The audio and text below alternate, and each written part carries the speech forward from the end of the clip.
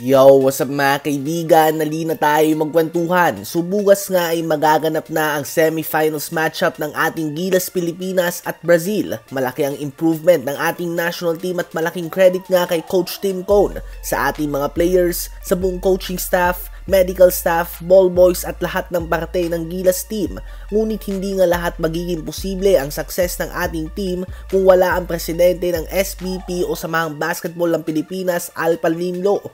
Ayon sa balita ni Snow Badwa ay nagbabalak na si Al Panlilio na magpaalam sa trabaho bilang presidente ng SBP for health reasons. Inanunsyo na din niya nga ito noon pa man mga kaibigan. At isang pangalan umano na gustong pumalit sa kanyang pwesto ay walang iba kundi ang former Gilas head coach Chat Reyes. Nag-a-apply nga daw ito bilang panibagong presidente ng SBP kapag tuluyan nang nag-retire si Al Panlilio.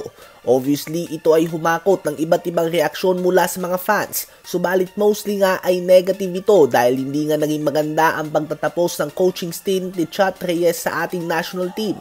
Kaya naman ito nga naaalala sa kanya ng mga fans. May mga success din naman si Coach Chat Reyes bilang Gilas head coach. Tulad na lamang ng sabi ni Coach Tim Cone mismo na dahil sa pinakita nila noong 2014 World Cup ay madami na ang naniwala na kaya nating sabayan ang mga bigating team sa mundo. Subalit hindi nga nagustuhan ng mga fans na napako ang ating potensyal at hindi na tayo nag-improve bagkus tila ba ay nagkaroon pa nga ng decline ng ating mga performance habang ang bansa na tulad ng Japan at Lebanon ay umangat na.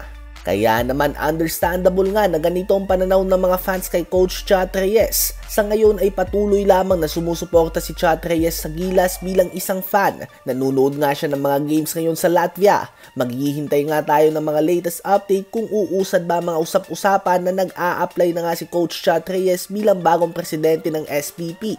Ano ba masasabi nyo tungkol dito? Habang good news naman sa mga fans si Kai Sotto dahil negatibo ang x-rays niya. Wala din bale na nakita sa kanyang rib area matapos na mabagsakan ng Orlando Magic big man Goga Bidaste.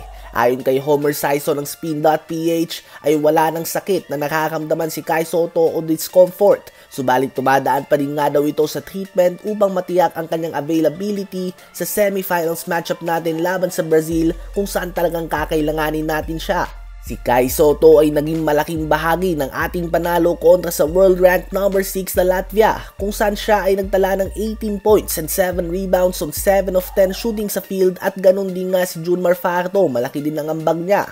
Ganun pa man laban nga sa Georgia ay tahimik nga silang dalawa at ang mga guards naman natin ang nanguna tulad nila CJ Perez, Chris Newsome at Dwight Ramos. Of course, Justin Brownlee din na isang forward. Kaya naman kayo ba mga kaibigan, sino ba sa palagay nyo mas magkakaroon ng malaking impact sa ating semifinals matchup laban sa world rank number 12 na Brazil? Guards ba o mga big man natin?